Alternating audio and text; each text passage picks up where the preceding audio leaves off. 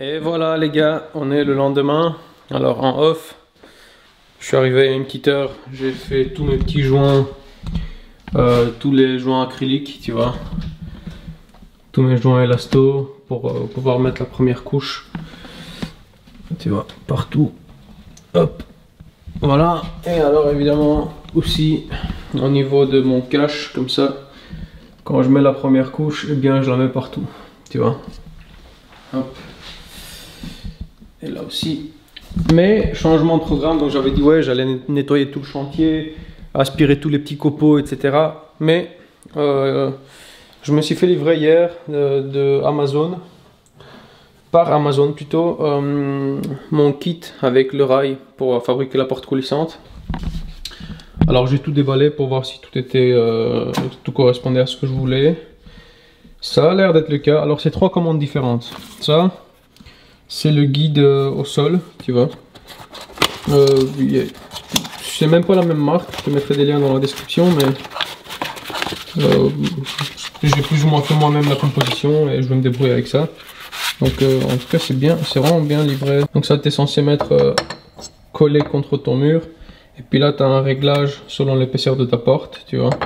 Et la porte va venir, elle va être guidée par ça, tu vois, pour pas qu'elle flanche dans tous les sens, tu vois. Bon, ça c'est le guidage. Ça c'est les 2 poignées que je dois défoncer et incruster dans la porte. Donc c'est 3 commandes différentes, hein. Je te dis c'est pas la même marque, c'est juste voilà, moi qui ai fait ma compo, mais je te mettrai les liens. Voilà. Et alors tout ça, le reste c'est dans une seule commande, c'est le kit avec le rail, tu vois. Alors il te le livre avec un, tu vois, il est emboîtable. Voilà. Ici aussi, il y a évidemment plusieurs tailles, hein. Tu prends selon la porte que tu veux fabriquer. Alors ici il y a des petits trucs à mettre, bref, et c'est à travers ça que tu vas venir mettre ces énormes trucs dans le mur, tu vois. Alors dans chaque paquet il te livre une petite rondelle en bois, enfin un petit tonneau en bois. Je savais pas ce que c'est. En fait ils veulent qu'on se serve de ça comme cheville. Donc forer avec une mèche de 15, taper ça dans le mur et mettre le tire-fond dedans. Tu vois, je suis pas très à l'aise de cette technique, tu vois. Je vais plutôt forer avec une mèche de 10, mettre une cheville en plastique, injecter du double composant et forer à travers ma cheville et mon double composant, tu vois. Voilà, je suis plus à l'aise avec ça. Autre chose, donc les roues, bah, les roues sont en plastique, mais on s'en fout, ça on s'en fout. Tout le corps, c'est du lourd métal, tu vois. À l'œil, ça doit être du métal de 6 mm. Vraiment, c'est lourd, hein. Ça m'inspire confiance parce que la porte, putain, elle pèse un âne mort, tu vois. Ils te mettent les petites cales sur les côtés, tu vois, les pare-chocs avec un ressort, bah, évidemment à une main, je sais pas te les montrer, mais voilà. Et donc voilà, qu'est-ce que je fais maintenant? Ah oui, ils te fournissent aussi les vis pour parce que tu sais ça, il existe plusieurs modèles, hein. Il existe des modèles en porte imitation de grange là, tu vois, avec un retour de métal sur la porte, avec des flèches, avec de la déco. Moi, ce que j'ai pris, c'est ça. Comme ça, moi, je tape ça sur le champ de la porte. Tu vois, imaginons que ça, c'est la porte. Bien, enfin, c'est bien trop fin, mais bon, t'imagines, hein. Je vais la visser comme ça, tu vois. Voilà. Et donc, la porte va littéralement pendre dans ces 4 vis. Donc, 2 là et 2 là. Alors, eux, ils me passent ça, tu vois. Je suis pas du tout à l'aise pour attacher mes 2,50 m de porte avec ça, tu vois. Ce qui fait que j'ai pris dans mon stock, hein, ce que j'avais, des trucs un poil plus grand. C'est-à-dire ça, tu vois. Donc on est un tout petit peu plus grand. En plus il y a un anti-retour ici. Moi j'utilise ça quand je fais de la charpente. Enfin quand je fais de la charpente, rarement, mais j'en utilise. Tu vois. Et ça je viens me piquer dans la porte jusqu'au bout. Et en plus ça va me servir d'anti-retour, tu vois. Donc en plus la tête, enfin on n'est pas sur une tête minuscule comme celle-là, tu vois. Donc ça va vraiment bien me choper la rondelle. En plus on les verra pas, qu'est-ce qu'on s'en fout que c'est pas de la même couleur, puisque ce sera de toute façon à ras du plafond, tu vois. Donc voilà.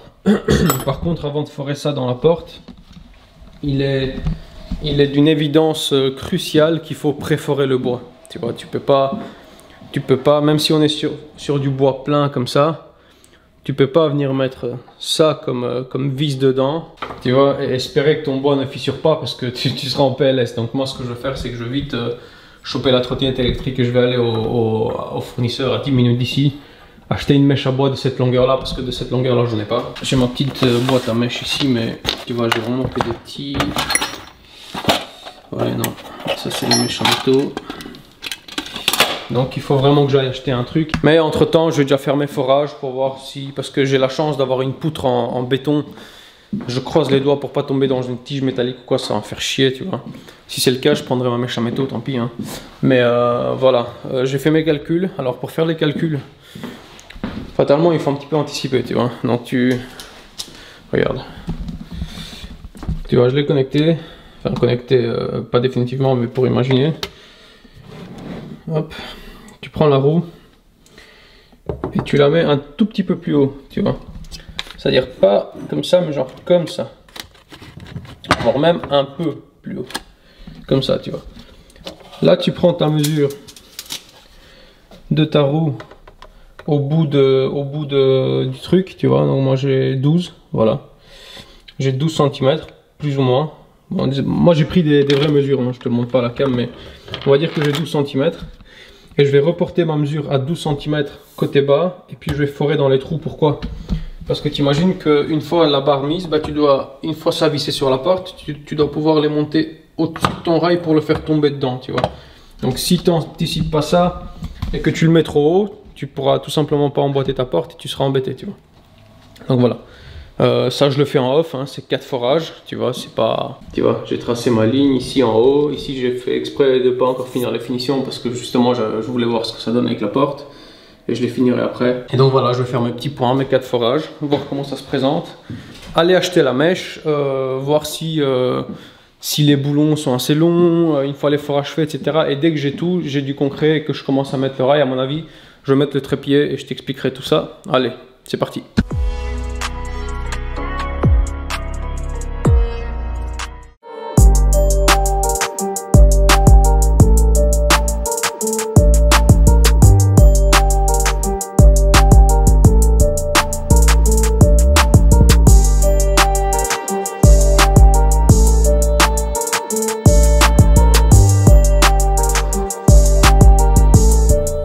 Tu vois, avant de faire ça, je te montre. J'ai mis les roues sur un échantillon, en fait, pour déterminer plus ou moins la distance que je dois laisser à partir du mur, tu vois. Donc, et en même temps, régler les cales, tu vois, les ressorts, des deux côtés. Et donc, tu vois, attends, je vais te dézoomer. Faut vraiment que j'investisse dans une GoPro, que je peux foutre ça sur ma tête, tu vois. Regarde, hop. Voilà. Et alors si je l'arrête là, tu vois, ça s'arrête nickel. Bon, la fatalement, la porte elle est toute légère, donc elle rebondit sur le ressort, mais quand elle sera lourde, tu vois, elle va juste s'arrêter. Quasi à ras de la porte, pas trop. Et en la fermant, bon, encore une fois elle rebondit. En la fermant, en fait, ce que j'aimerais, c'est que ici elle dépasse un peu plus, tu vois. Et ici elle soit quasi à ras. Parce qu'ici on est dans un coin, un angle mort, alors qu'ici on a déjà un angle de vue. Et l'idéal c'est que si la porte elle dépasse, ben, on ne voit pas dans la salle de bain, tu vois. Alors que si elle est à ras, ben, on a toujours, tu vois, on a toujours un... Alors on n'est pas là, enfin c'est pas une question d'intimité parce que dans un si petit appartement, je pense que s'il y a un couple, ben, ils ne cherchent pas forcément l'intimité plus que ça. Et si c'est une personne seule, ben voilà. Mais c'est vraiment pour une question de logique, quoi, tu vois. Mais voilà, regarde. La porte fermée. Alors en théorie, hein, attends, parce que je n'ai pas encore mis. Ça marche bien ce truc sur Amazon, putain, c'est solide et tout. Je vais te faire une confession. Je suis parti chez mon fournisseur, il n'y avait plus de double composants. Et donc j'ai fait leur système avec les chevilles en bois, les tenons en bois là, tu vois. J'ai foré en 14, pas en 15. Je me suis dit, tu sais quoi? Je vais forer en 14, alors moi je suis dans une poutre en béton armé, tu vois. À deux endroits, je suis carrément tapé dans la ferraille, donc j'ai pris ma mèche à métaux et j'ai foré pour passer à travers. Mais là, globalement, enfin, ça tient clairement, je pourrais me suspendre dessus, pour pas dire me pendre, tu vois. que ça tiendrait, tu vois. Donc c'est nickel, franchement. Bon, maintenant, le tout c'est de voir comment la porte va réagir une fois qu'elle sera mise, mais déjà moi ça me plaît bien, tu vois. Donc ce que je vais faire là, je vais prendre ma petite cale, je vais prendre les mêmes mesures, les reporter sur la porte et fixer les roues avec les vrais, mes vrais vis de mâle alpha, tu vois. Et quand tout ça c'est fait, alors je te mets la cam et je vais essayer de te faire une petite prise de vue d'un peu plus loin. Allez, c'est parti. Alors, changement de plan. Mes grosses vis là ne rentrent... Enfin, vraiment, je trouve aucune mèche pour forer. Donc c'est pas grave, je suis parti chercher la camionnette. J'en ai des comme ça, qui restent quand même archi correct. Même comparé à ce qu'ils m'ont livré, ça reste quand même 3 fois plus gros, tu vois. En T40. Et avec ça, je peux déjà préforer et tu vois, pas faire trop de la merde. Alors je te filme, hein.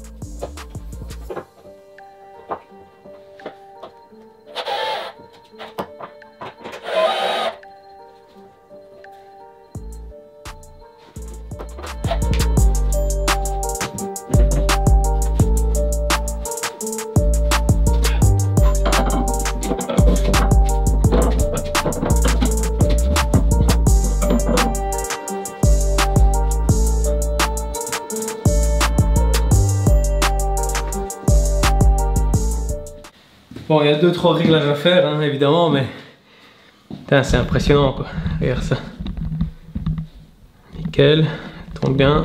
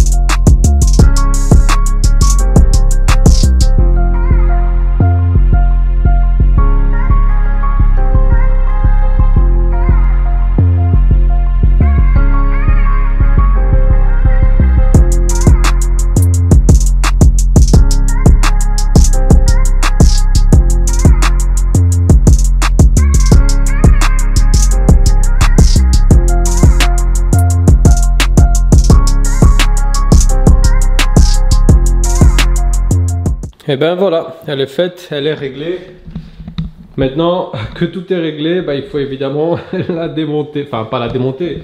Enfin, si, la démonter, en fait, juste enlever, enlever la roue là. La démonter, enfin, l'enlever. Et la mettre sur les tréteaux. Et là, je vais commencer à la poncer et faire la finition, quoi. C'est-à-dire bien poncer les angles. Tu vois, les arrondir un petit peu des deux côtés. Parce que là, c'est vraiment, elle est brute, tu vois. Donc tout préparé, défoncer les deux poignets, tu vois. Passer un coup à 400 partout.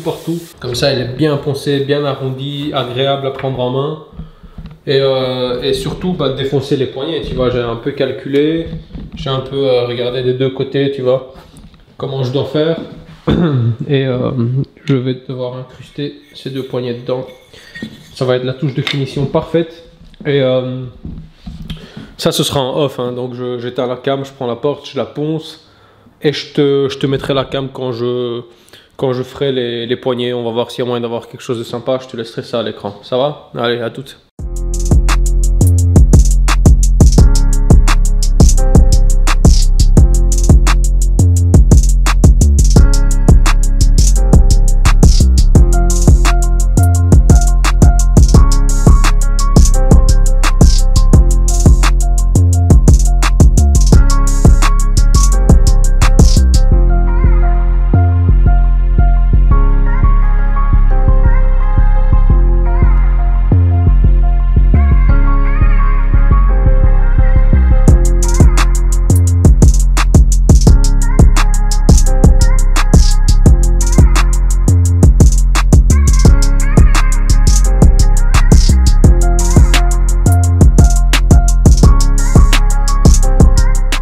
Et voilà, une bonne chose de faite, je te montre. Alors j'ai remis la porte. Donc ça c'est la porte, bon la rouge je l'ai pas encore mise parce que je préfère mettre un coup de blanc avant, tu vois, pour pas la remettre et l'enlever 500 fois. Et dans le fait, ça va donner ça, tu vois. Voilà. Tu mets ta main dedans. Je la ferme.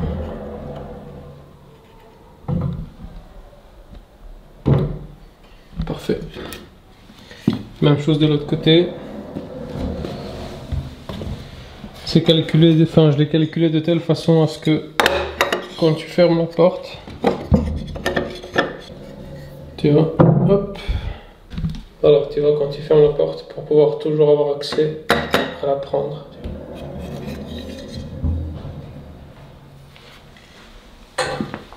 Ok. Bon, tant que je suis avec mes mèches, etc., je vais rapidement forer le plan de travail pour le robinet de l'évier. Et pourquoi pas installer l'évier ensemble. L'attaque de la plaque de cuisson aussi. Mais ça, ce sera dans une vidéo à part. Je vais faire une vidéo spéciale plaque de cuisson parce que c'est un sujet un peu à part. Et je sais qu'il y a peut-être des gens qui sont plus intéressés pour voir que l'installation d'une plaque de cuisson et pas forcément tout le vlog, tu vois. Allez, je pose la cam et on fait placement du robinet et de l'évier. C'est parti.